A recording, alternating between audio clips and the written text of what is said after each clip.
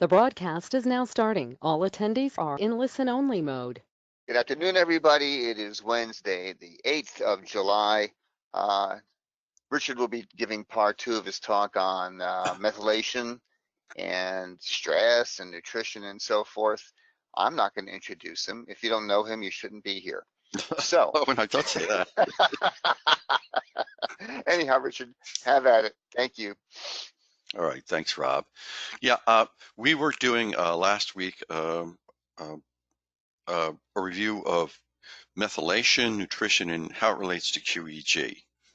And the purpose, as I said back then, was to help familiarize yourself with the issues and the concepts, and not so much as to give you a comprehensive course on this topic. You know, we go into it just enough because it's a rabbit hole like neurofeedback to kind of give you an idea what you're up against when you're doing neurofeedback and you have these other factors, physiological factors pushing against you, and you might not be aware of the breadth and depth of them and who to resort to and what you can do. So we're on the second half of this. We talked about anxiety and the general model, methylation, and the general model of nutrition as it relates to anxiety and depression. And now we're getting into the section where we start looking at some of the experts in methylation and the concepts of how it relates to disorder and so forth. And before we do that, I just want to quickly review a couple of concepts in case you weren't here or you're not that familiar with them and need to go over them again. I'll try to keep it simple. One of the things that I constantly talk about that's written about in the research is the fact that excessive stress generates excessive activity in human beings in our brain. That's how we respond, and we don't necessarily move a lot like animals. We tend to move in our mind because thought is an extension of the motor function in the human brain. So for us, thinking is moving. You know, we pace in our mind. The animals in the zoo pace in their cage. When they're distressed, we pace in our mind. And we call that anxiety. And we also have different forms of anxiety and how they manifest. But the physiological manifestation of constant anxiety is overuse of cortical resources. And since we're using up a lot of the oxygen and glucose in our body, we're producing a lot of metabolites. We're also using a lot of neurotransmitter, and one of the ones that you're using up a lot, the main one is glutamine, and it converts to glutamate. It builds up very quickly, and it's toxic to the neurons and the astrocytes. The astrocytes can convert it back to glutamine to be recycled, but if it's coming too fast and too long, it starts to trigger an inflammatory response in the brain, and it results in problems with sleep as well, which makes clearing out the metabolites even harder. Now that we know there's a limbic system in the brain. So that buildup of glutamate leads to flooding of the neuronal cells with calcium, a form of calcium, which is destructive to the cell and will kill it. And the mitochondria's job is to maintain cellular balance of calcium and produce energy. And they'll try to absorb the calcium if it gets too much, and then that'll start to kill the mitochondria. So I want you to keep that concept in mind, because that's critical to everything that I talk about in qEEG. And this is about the physiology, the biology of distress and what it does to the body and the brain. And we'll talk about that a little bit more when we get into talking about some of the other scientists who are leading experts on mitochondria here in a minute. But that's a key concept. The other key concept is that we went over briefly is that high demand situations where there's a lot of stress and excitotoxicity involving OS results in excessive glutamate production, and the mitochondrial DNA can be damaged by the free radicals. That's the that we get in the oxidative stress process. So oxidative stress can frequently result in free radicals that damage the mitochondrial DNA, and that's important. We'll talk about that in a little while, and some of the theories around that. So the big model, as I said when we left off last time, is environmental and sociological distresses. And for humans, most of them are all sociological, because even factories are an artifact of sociology. And so is pollution. Leads to oxidative stress, low ATP production, mitochondrial dysfunction, chronic inflammatory response, reductions in DNA repair, rapid aging, and all these other things that go on, and excess glutamate and selective neuronal death. Now here is where we start to bring in the methylator theory, and one of the leading theorists on this talks about over-methylators and under-methylators. So here we're going to talk about anxiety type of methylation, and then shortly, just so you know where we're headed, we're talking into depressive. And this is from William Walsh. And these people I'm talking to are not just clinicians sitting around, looking at their clinical data. These are people who are highly published from major universities, medical universities, Stanford, Yale, and places like that, who've been publishing, hundreds of articles for 30, 40 years and are well known and respected in their fields. So this is much bigger than the field of neurofeedback or even neuroimaging. So the neuroimaging used to be. Over-methylators tend to be depression resistant. Their key features are anxiety, headaches, insomnia, irritability, migraines, nausea, palpitations, sometimes rashes and sore muscles. I can plot myself right down in this easily because I have had these symptoms all my life. They're genetically based, and I've learned that with neurofeedback, biofeedback, and nutrition, I can almost eliminate all these symptoms completely, including the migraines. And so it also results in excess of serotonin in over-methylators. And they don't respond well to SSRIs, do better with MAO inhibitors.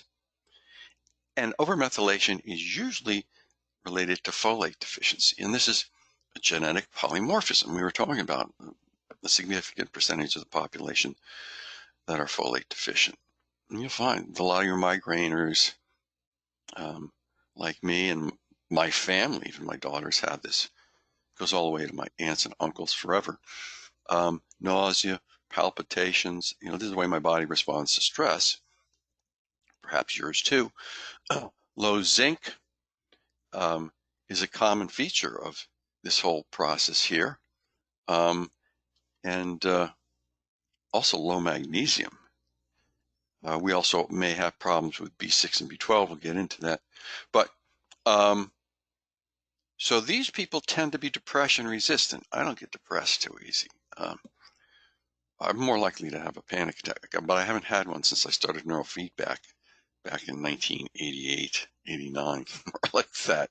It eliminated them completely. I was in grad school. And this is the look of what I call late-stage anxiety, where you've had chronic excitotoxicity, chronic beta, elevated beta. Most of this is muscle tension here. That's the way it usually shows up. You see strong beta asymmetries with minimal alpha asymmetry, but usually you have high alpha. Typically you have, at the beginning, normal alpha dominant frequency, but it will slow, and it varies from person to person how fast and at what stage. And if they have if they had high beta, this beta is going to go down and become low soon. So we're going to see lower and lower beta and higher alpha. That's slower and slower, and it'll move into theta. But right now, these people tend not to go easily into depression, tend more to be panic disoriented. They'll have some features of depression, but not the really chronic hardcore type of depression. And here's typical profile, you know, developing some hypothyroid, adrenal issues, some blood sugar issues, and sleep issues and headaches. Now, when this goes on too long, we start to move into depression and the undermethylators. And so this is where their genetic polymorphisms make them kind of push them into this more easily. This is their most easy route or trajectory once they've been distressed. They tend to go through anxiety fairly quick into depression. And that usually shows up with diffuse elevated alpha and asymmetrical in the alpha symmetry, heavy alpha on the left, and you can see the loss of energy. So remember, with the oxidative stress comes mitochondrial compromise and the loss of bioenergy, and particularly the high amounts of energy that are required to produce high frequency EEG activity. And here's a profile of somebody. You can see it's depression's pretty established. It eclipses the anxiety pretty quick. It's a defense mechanism that can be quite effective because it pulls us back from engaging and socially interacting. Now, we can get stuck there, particularly if we have a strong mitochondrial history that can keep us trapped there. But if we're not, we can bounce out pretty quick and from having pulled back and maybe reviewed what's going on in our lives and reworked our approach and come back. So it's not uncommon before the age of medication for people to have depressive episodes and come back and be fine. They just didn't know what to make of it. If you look at the history of depression, and we can see, thyroid is an issue here, adrenals an issue, pituitary an issue, gastrointestinal somewhat of an issue. Now, changes in gut microbiome are communicated to the serotonin pathways in the brain, and the microbiota control the host tryptophan metabolism along this pathway, kynurenine pathway.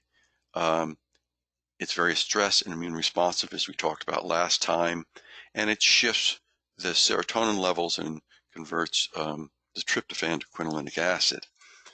It's a pro-inflammatory response. It increases the output of glutamate and reduces the uptake of glutamate. So it's inflammation producing this particular process. And the more the stress continues, the more you get locked in to this constant cycle of serotonin reduction and inflammatory production.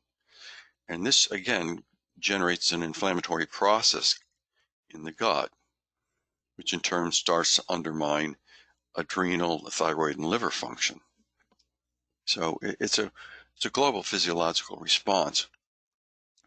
It results in lipid peroxidation, so degradation of cellular walls and general apoptosis, and that is not good because if those cells aren't transported out and they just sit there, it makes you more prone to cancer. You don't want glioblastomas in your brain, no fun. I've had a few clients with that, and it's a pretty horrific thing for people to go through. So this is the pathway where serotonin can decrease with inflammation. We don't need to get into it, but you can see there's tryptophan general pattern, the 5-HTP to serotonin, and then kynurenine to the kynurenic acid and quinolinic acid, which affects the receptors that control calcium, the brain. So that brings us to the William Walsh depressive biotypes. These people are under-methylated from Walsh's paradigm. Again, it matches all the research in terms of decreased serotonin and dopamine production by 38%. Wallace says is not unusual. These people often tend to have copper overloads, particularly if you're looking at tests, hair analysis tests, and so forth. They usually have elevated norepinephrine, 17%. 15% have Pyrrole disorder. We'll talk about that in a minute. And GABA issues. And 5% are often have this problem because of lead, mercury, cadmium, or arsenic, toxic overload. And I would like to add aluminum because we've seen in our research that, which I posted. So here are some of the symptoms of the under-methylator. They do respond well to SSRIs. They tend to have a deficiency in calcium, magnesium because of their history of anxiety, methionine, and that builds up. That reduces because they can't convert, what's going on in the methylation cycle fully through the entire cycle process. So they have to do SAM to SAW, and then down to homocysteine and then back up to methionine, and they need the B6 and the B12 and folate to do that, methylfolate, which we talked about last time. Well, people who are chronically depressed have difficulty with this, and they have a high level of inflammation, which reduces their glutathione output from homocysteine, which you need B6 to produce. And so they can't reduce their inflammation, and they kind of get stuck in the cycle of inflammatory production of homocysteine and reducing levels of glutathione, and they're just kind of stuck in this depressive state. So people can be pushed into a state of depression through excitotoxicity and excessive distress and get caught in this loop because of their genetic polymorphism.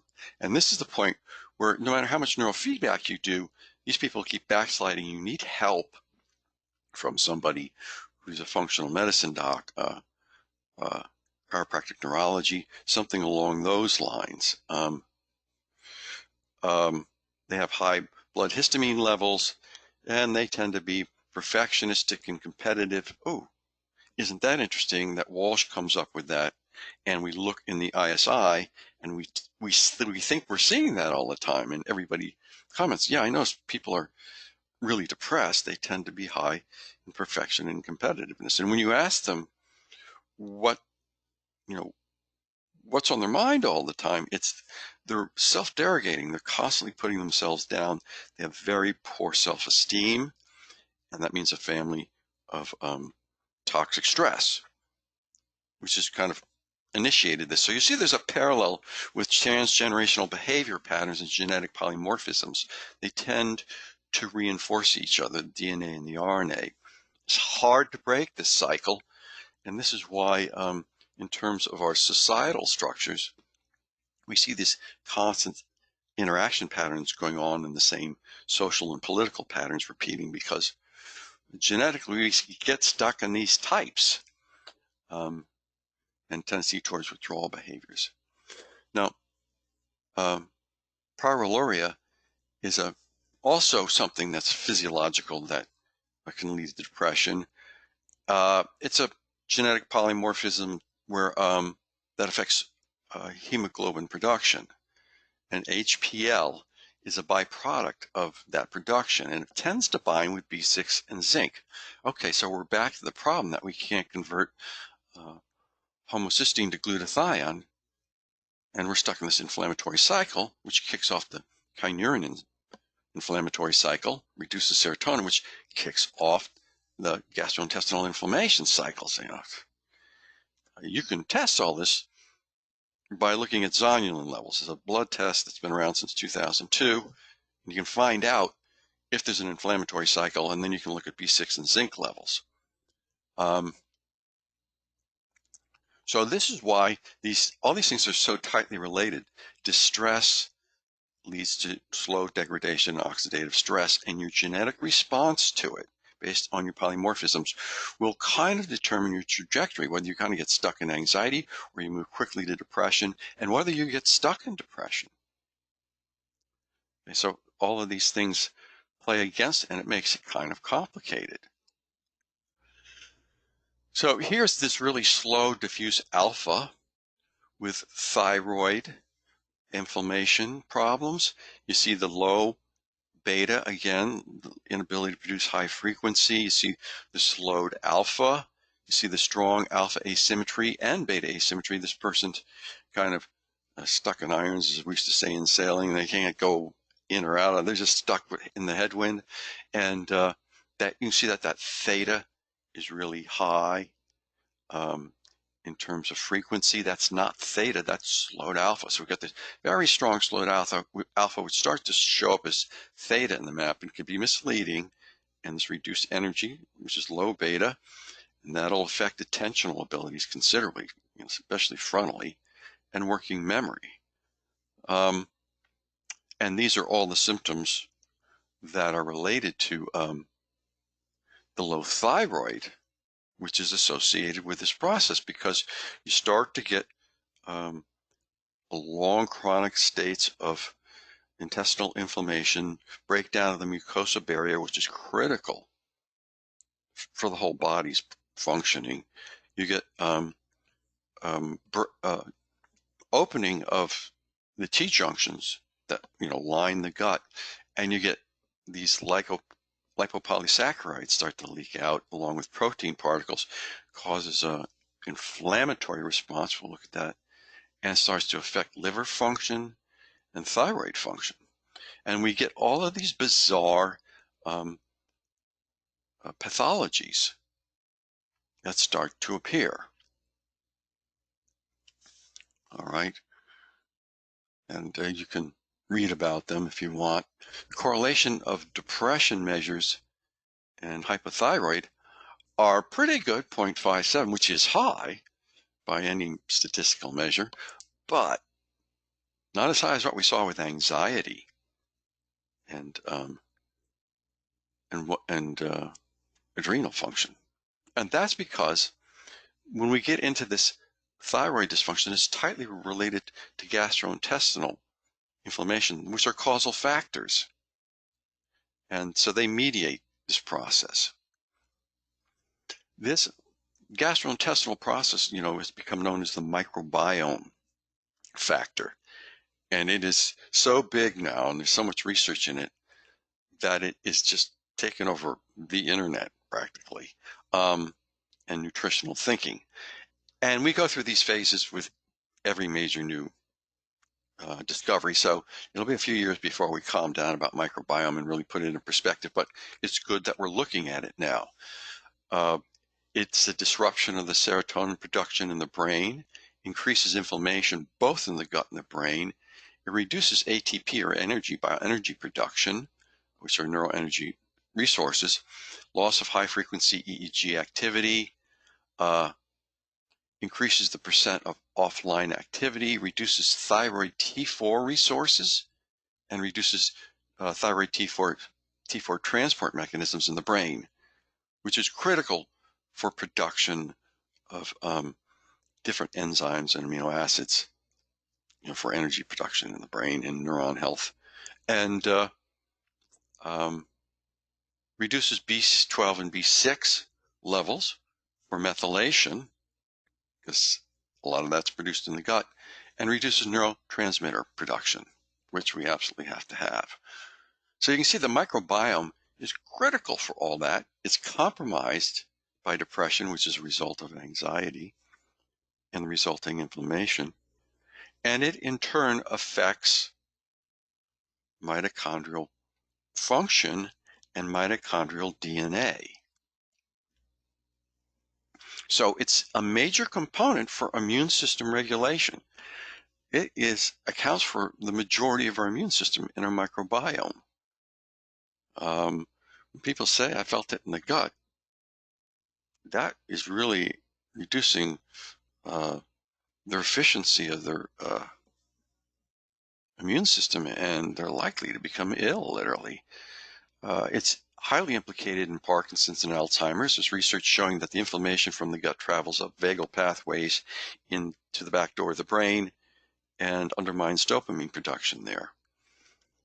It affects cardiovascular health. Okay, so you eat too much red meat, you get elevated TMAO, and you get cardiovascular problems. And we'll talk about that more in a second. It affects short chain fatty acid issues. It increases zonulin levels, which you can measure by this so there's a test for it. And it deeply affects glucose metabolism, and so can mitochondrial dysfunction. The lipopolysaccharides that get leaked out start to promote fatty liver, non-alcoholic fatty liver. And there are a lot of young people getting this. They're not using alcohol because of their diet these days. Inflammation regulation, we talked about that. Definitely leads to brain fog and attention for a whole wide range of reasons, which we've already covered.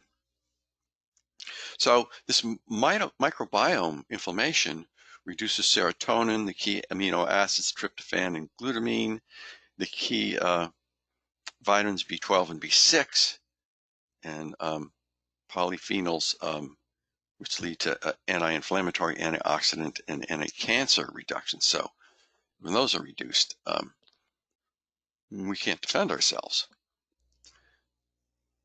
So stress and polymorphisms together are major disruptions of the microbiome. And here's a wonderful chart which you might want to study if you go up and look at this video on the internet. I mean, it's a great chart. It shows TMAO production increases, and again, that's trimethylamine N-oxide. It's a metabolite of eating red meat. Oh joy. Elevated lipopolysaccharides, LPS, reductions in SCFAs, short-chain fatty acids from too much red meat. There's your increased cardiovascular from that process, and other microbiome issues, including increased blood sugar. Increased blood sugar makes your cholesterol sticky. So that's why hemoglobin A1C is really important on your blood test. You want to look at that and make sure that's more important than your LDLs. Insulin resistance, increased risk of diarrhea. It affects proton pump inhibitors affect this process. So you don't want to take antacids any more than necessary. You don't want to eat a lot of saturated fatty acids. You stick to olive oil and things like that. Reduce your sugar intake. That disrupts the microbiome. Altered pH, that's your distress. You know, learn to manage stress, learn to breathe, learn to meditate, learn to pray. They all reduce stress. Hug, kiss, have positive interactions. That all reduces stress and keeps your pH levels good, keeps a healthy microbiome. Laugh as much as you can. Take lots of dietary fiber, as much as you can get. Oatmeal, beets, anything you can get. Probiotic intake, biggest wide spectrum probiotic you can take, very important. This all keeps your gut healthy. And then you get all this improved stuff here: low gut inflammation, reduced insulin sensitivity, which you see all the time. We talk about it with people who are distressed in our metabolic checklist. Increased antioxidant production, and improved short chain fatty acid production. Okay, so you get a sense of what's good and what's not good. And you can talk to your clients about this. You don't have to be an expert. It's published all over the internet. Go find a few pages and send them to it if you're uncomfortable talking to them about it. Stay away from pesticides. Roundup is not a good thing for your lawn, your neighborhood, your world, or your body, no matter what they say. All the research contradicts the advertisements. Food additives, emulsifiers, it's amazing the damage that does. And the wrong plastic that you're drinking water out of. So let's talk briefly about this gut issue that comes with thiazolinin levels from inflammation in the gut, from stress, toxins, and food additives. We find this process going on. This is a pretty comprehensive slide which shows you how the immune system overreacts when you start getting these release of proteins and lipopolysaccharides through here. And you get these storms from the killer T cells, which cause massive interstitial anti-inflammatory processes. And those just block hypothalamic pituitary processes. And so it interferes with the communication between the hypothalamic pituitary axis and your adrenals and your thyroid. And that's why I say, oh, we got adrenal exhaustion. Well, that's from this inflammation process and disruption of communication in the body. The adrenals aren't operating appropriately and at the right times. And that even throws off the whole process of the hypothalamic pituitary axis even more. Deeply affects estrogen output and testosterone output, and it just causes a real problem generally. So this is all from stress and bad food. Okay, sad diet. We build up candida from too much sugar, and we start getting C difficile and IBD from not eating good short chain fatty acids, but all the wrong kind of fat. Although most of the restaurants use terrible fat. I can't barely tolerate eating at most restaurants, but I can eat anything I want at home. It's always been interesting to me. You can test for this. Urinalysis tests look at vanillin-mandelic acid, which is shows up when you have excess epinephrine from anxiety, and homovanillic acid, which shows high when your dopamine levels are low and your brain is foggy and you can't function. You know, you're wired and tired and foggy. That shows up in these tests. You know, lots of good tests out there that you can take. Amino acid tests that'll show that up. Is well researched. The C difficile, the Candida, and the small intestine bacterial overgrowth all cause these serious problems. I talked to a lot of functional medicine doctors who actually, if they detect bacterial overgrowth, give you antibiotics to kill it off, and then they go after the Candida after that. And then they start building your gut. They have a whole process they go through. It's very interesting, and they have a lot of success with it. So you don't have to live with these things if you talk to the right docs. These chronic diseases are not something that your insurance company hired doctor, your GPA, is really familiar with or very good at. They're starting to get a little better at it, but I went as an advocate with different family members and heard the GPAs and talked to them. I was appalled by their level of awareness on this topic. They just are not educated. As you know, there's been articles published showing that most of the GPAs are like, 15, 20 years behind on the research, and a lot of the specialists sometimes are too. But this global inflammation that grows affects, these are the areas it affects. It's interstitial. And we were talking about this in New Mind before the research came out and said, oh, well, we're going to tell you that the interstitial dimension is now like the skin. We can now consider it an organ. Well, that was obvious a long time ago if you were with us. The cardiovascular disease, neurological disorders, metabolic complications, cancer, bone, muscular, and skin skeletal disease, chronic inflammatory problems, diabetic complications, all come from this inflammatory interstitial process from the gut. This is how important your diet is. This is how important stress management is. This is how important it is to learn to breathe properly. And this is what we need to communicate to our clients. And we can talk about this. We just can't make diagnoses and we can't make drug recommendations.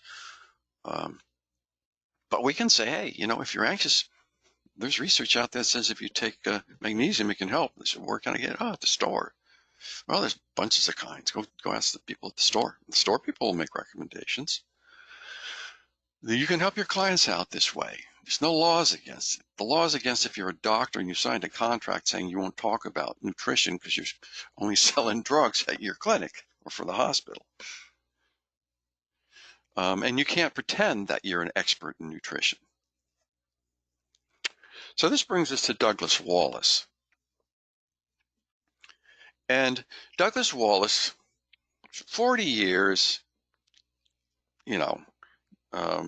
he's been working at Yale, publishing research in Stanford University. He's widely known and published. And he's the guy, if you may have heard that your mitochondria is passed from your mothers, not through the fathers, which was this big upsetting research in the 20th century. This is a guy who reported that. But he's gone way beyond that. And what he's found is that there's a historical perspective with regard to our mitochondria, that the DNA changes very slowly, but the mitochondria change quickly. They're very responsive to the environment, and they can change or slightly alter the DNA. So mitochondria can cause DNA mutations through that mechanism, which is what Wallace says is the reason that we have blue eyes and blonde hair and white skin is because the DNA, as we move geographically through the different climates in the earth and had different access to different protein and nutritional resources, our mitochondria adjusted our DNA so that we could rapidly adjust to the food resources. And he's got really strong evidence of this. But what it tells you is how important the food, the calories, the protein, the nutrition is with respect to turning on and off your genetic history. You all have an inherited profile and these SNPs. And the more you upset your mitochondria, the more you can upset your endowment and push yourself in a direction that's not desirable and make you more vulnerable to health problems. We talk about window vulnerability in psychophysiology and biofeedback all the time. That's a critical concept. It's also a critical concept in psychology, in one of the main paradigms in psychology, the one I grew up in, which says that your genetic endowment makes you vulnerable to certain psychological issues when you become distressed. Okay, and so here's his model, Wallace's model. Variations in environmental calories or caloric demand can perturb mitochondrial bioenergetics. Chronic loss of mitochondrial function can lead to disease. This is what stress does to us. This is what toxins do. This is what, as a society, we in our interactions create, and it comes back to haunt us. What goes around comes around. Couldn't be truer. And I was just reading today about the latest research on the types of synthetic fibers that we use are affecting the basic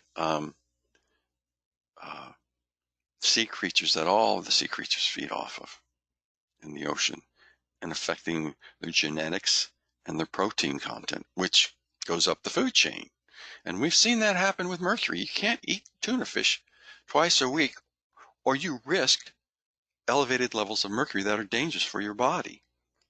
I mean, there are experts out there that say you shouldn't even eat tuna or swordfish or anything.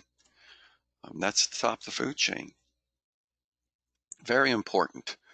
Notice that Wallace says the brain is the organ most sensitive to subtle energy diminution or loss. So we have this model he's put together where the more that you distress your body, the more that you can produce mitochondrial deficits, but also mutations in the mitochondria. Now, the mother kills off all of the wrong mitochondria when the egg is fertilized. That's a process that takes place, which keeps us with fresh, balanced mitochondria. But it degrades over time, and the older we get, the more it builds up in the tissue, and it's one of the key factors in aging. But if we are overly distressed because of the toxins and the food and the lack of nutrition and the poor social interaction, then we make ourselves more vulnerable to mitochondrial mutation buildup and this pattern of immunological, cancer, metabolic diseases, rapid aging, and degenerative diseases, particularly neurodegenerative disease, Alzheimer's in particular. So hopefully you get the sense of how all interconnected this is, and what you're seeing in the brain maps. You're actually seeing the brain. The brain is the thing that is most sensitive to the loss of mitochondrial energy. This is what his research is showing. So when you start to see the brain showing this oxidative stress pattern, which I'm always talking about, that you can see in the qEEG, you're seeing where in this process they are. And we showed you in part 1 where their nutritional weaknesses are likely to be, what they would need in that process, as well as what kind of neurofeedback. Because the brain map's saying, do this kind of neurofeedback, suppress this, do that. But, it's really important to look at how they're eating and how they're exercising and how they're sleeping, which is what we always talk about. It doesn't matter what equipment or protocol you have or what neural magic you think you have. It's not going anywhere. Hopefully you can see by the science that it's not going to go anywhere if the equation isn't balanced on this side. So this is the slow oxidizer. This is the person where it's just really everything's gone down the tubes, and you're going to start to see reduced perfusion in the brain, which is elevated theta, and sometimes this is just excessively slow alpha, and you'll see excessive inflammation in the brain. It builds and builds and builds. This can happen. You can be launched into this state by trauma to the head. You get T-boned, and the next thing you know, you're like a 60-year-old person with your brain. It just pushes you right in there. Instant oxidative stress at a massive level. Environmental toxins can drop you in there really quick. You work on a farm, you'll age fast. And because of that, excessive use of pharmaceuticals, too much polypharmacy from for your mental health problems. This can push you in there pretty quick. And this will also dysregulate microbiomes. A lot of these neuroactive compounds that you take for disorders deeply affects microbiome function. And of course, chronic stress, which we're all really good at putting ourselves into. So there's a deep connection between diffuse delta and neuroinflammation. Now, if you're not doing a good map, delta can be obviously because you're not doing a good map. But if you're doing a good map, you're using our software, which tends to block out any artifact, false delta. Odds are you're dealing with neuroinflammation if it's global. If it's local, it's more likely from a head trauma, or sometimes that can happen with Lyme disease and MS and a few of these things. But the diffuse stuff is usually this general degradation of the brain. And whether you read Niedermeyer or Knyazov, and these are really well-known researchers, you'll find the same solution. And I said, localized delta is more likely from damage to the brain, TBI or concussion, something along those lines. Okay, so what can we do? You can tell your clients, eat more greens, just like Mom tells Jimmy. Stay away from refined carbs and sugar as much as possible. Shouldn't be having more than 6 teaspoons of sugar a day, max. A glass of orange juice is like 13 or 14. So juice is not necessarily good either.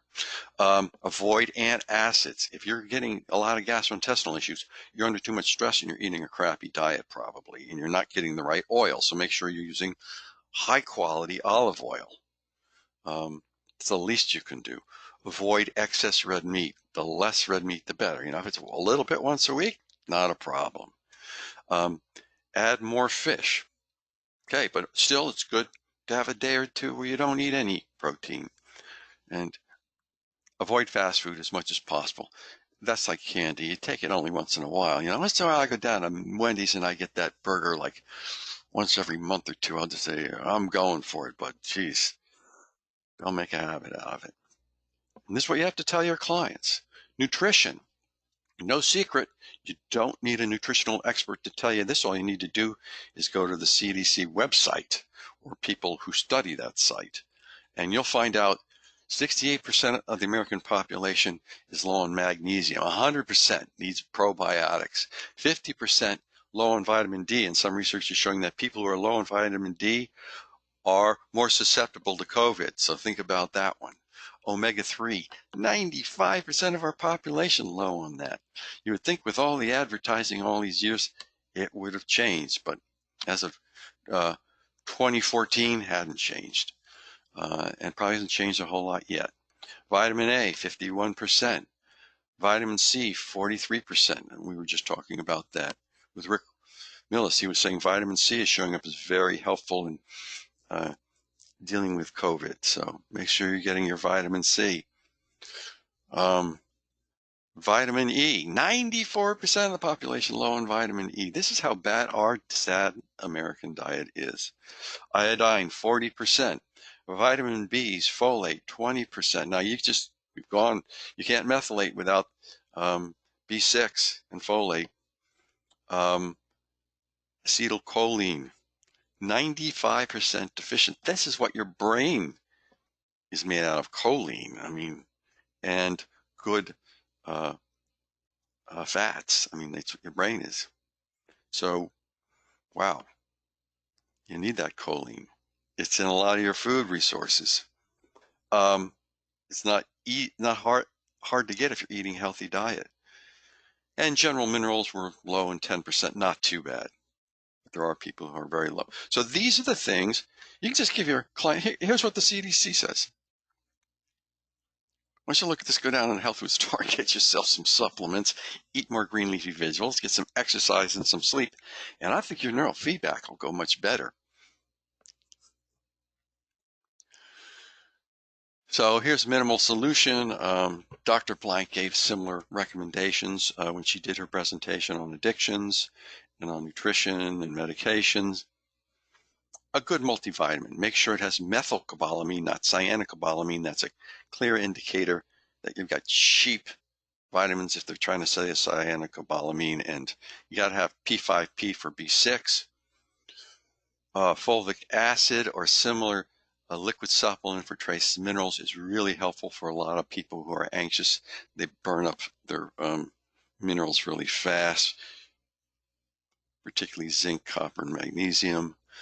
Probiotics, widest spectrum as you can get, omega-3s and magnesium.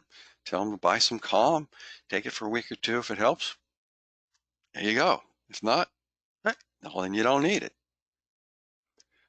For anybody with a physiological score greater than 75, you should be talking to them about this, because we know from the statistics that the people under 75 go faster. So that's why we have that physiology checklist. It's not there for fun. It really tells you a lot of useful information. And I have to tell you, most of the doctors that I talk to find it very accurate. Okay, so it's not just a checklist. It was developed statistically, like everything else in our NewMind database system. It's statistically developed. It's not just a checklist we made up. And it's based on good research. Okay, so these are the things you can do.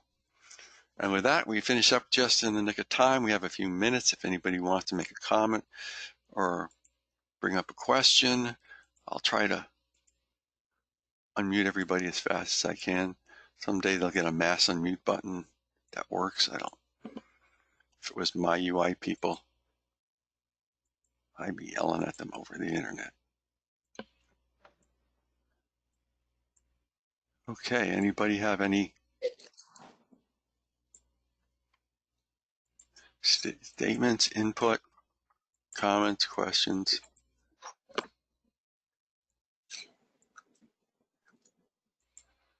Laurie, thank you, Richard. You're welcome. Thanks for showing up so much, Mike, and giving us so much good research like the stuff you sent me today. I'm on lockdown. I have no choice. Laurie's on. Laurie knows all this stuff. If you have any questions, you can always contact Laurie Miller. Hey, Richard. Yeah, this is Lori. I just want to say thank you for a great presentation. It's really refreshed my own thinking, and I think about this stuff all the time with You my do it for a clients. living every day, right? Yeah, and I've gotten. You could check out the Functional Medicine University. Yes. I'm not a doctor. I'm not a psychologist or anything like that, but I put myself through their training just so I could learn all this stuff, and it's really helpful. I'm not diagnosing, but you can definitely see the correlations with the brain map. And I just really appreciate your focus now, like on kind of the cellular physiology, because that really impacts how the brain recovers. And what we're looking at is it's kind of like working with athletes with peak performance. If you have a really poor environment, you're going to get poor outcomes. And so getting that environment cleaned up and kind of optimized, we get much better results. And so I just really love your approach, and thank you so much for this presentation today. Really excellent. You're welcome. This is one I did at Life University a few years ago, and I forgot that I didn't do it on NewMind. Somebody the other day, one of the practitioners in Canada, said, hey, how about putting this together? I said, I already did. So I thought, well, let me just do it. So that's how we got here. So hopefully this, helps get everybody thinking, or like Lori says, it's just an opportunity to kind of meditate on it. Think of new avenues yourself if it's something you do on a regular basis. Every time I go through it, I have new insights. Go ahead, Lori. Yeah, and how I think about it is like I apply it to myself, right? Because I want to be the model, and also I want to hold a healthy space for people, and so using it for myself. And so I highly recommend, we do this on ourselves. Ourselves take the physiology checklist, the qEEG, ISI, know how that affects us. Try the different protocols and see what works. Try it with a certain supplement or with an optimized diet and see, if that helps, because it actually really does. So. Oh, it does, and you bring up a good point. I mean, I went through a period in my life during the crash in 2008, felt a lot of financial stress on my family, and it just, I had been Mr. Cool all the years, and then it just brought out my, methylation issues instantly, and I had all those symptoms big time. I mean, I was having trouble even keeping my balance at a certain point, and I just said, I have to take my own advice here. So I did alpha theta every day for a year, practiced my HRV every day, exercised every day, for 45 minutes, made sure I got my 8 hours sleep, got rid of all the sugar and carbs in my diet, was a good boy for a solid year. Every one of those symptoms went completely away and stayed away, including any of the migraines. And I was like, well, if that's not proof that you can make changes, I mean, for me, it was like, yep, this does it every time. It works for the general public, and it also works for, the God forbid we all get Alzheimer's thing, Yes. that Alzheimer's and cognitive decline, and indeed just aging itself is related to exactly what we're talking about. And we don't have to do anything special to, age. We don't need Botox or anything like that. We actually just need to be clean and healthy on the inside, eating those leafy greens every day, check out Terry Walsh diet, 9 cups of the dark leafies, the dark colors, and the sulfur containing. There's lots of information. And I think what happens is we start investigating for ourselves personally, and then we start having like little stickiness. Things start sticking to us, and we remember little things. And then pretty soon we're kind of a repository of resources for our clients. And that's what we really need to be, is a resource I for our like how clients. you put that, Lori. That is so true, isn't it? Yeah. Dr. Suter, I have a quick question. Yes. Yeah.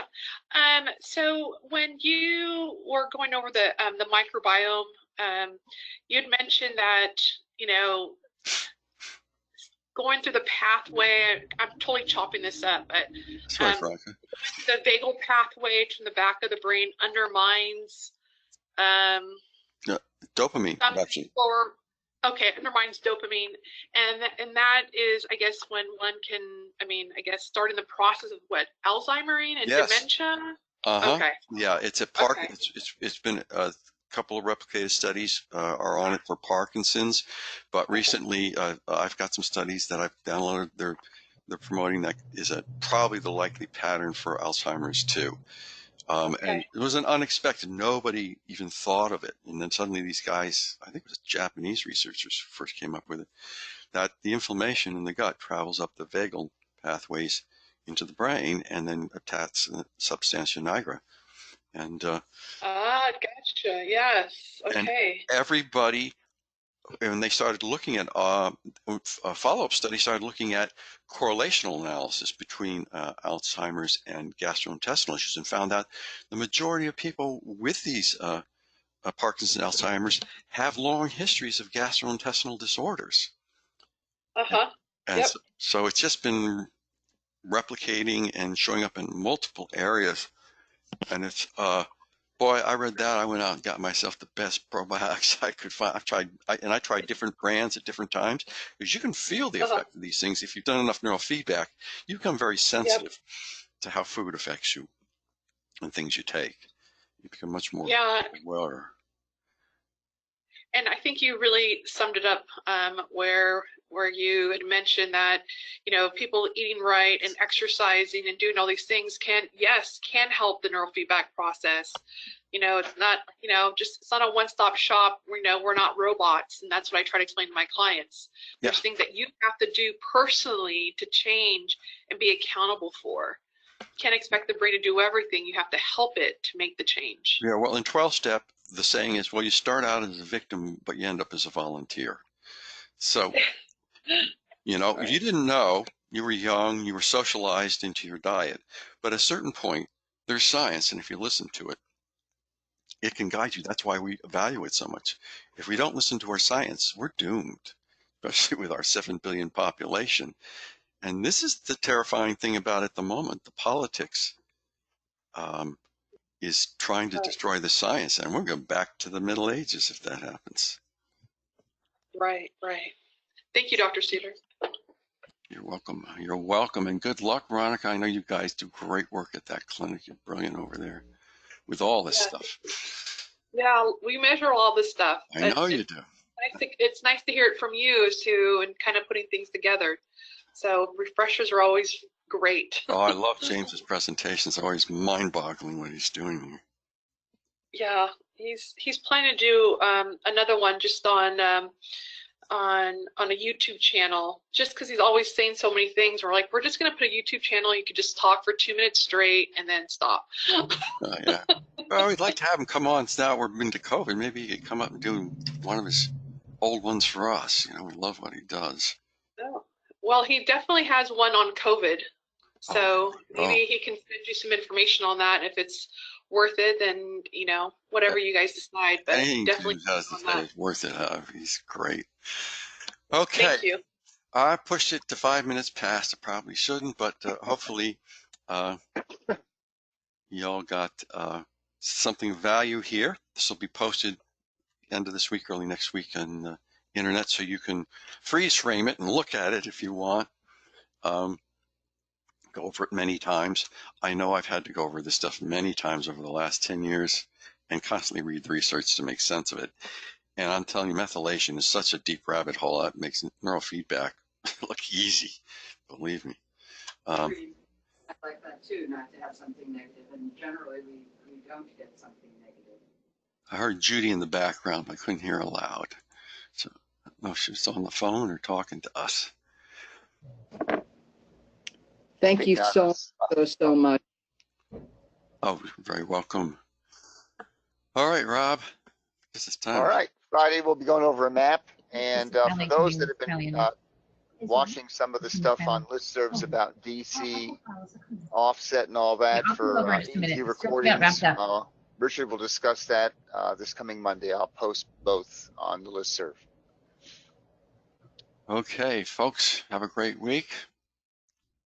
See you Friday. Wear your mask, keep your distance. See you Friday. You bet. Bye-bye. Bye-bye. Great. Thank you. Bye.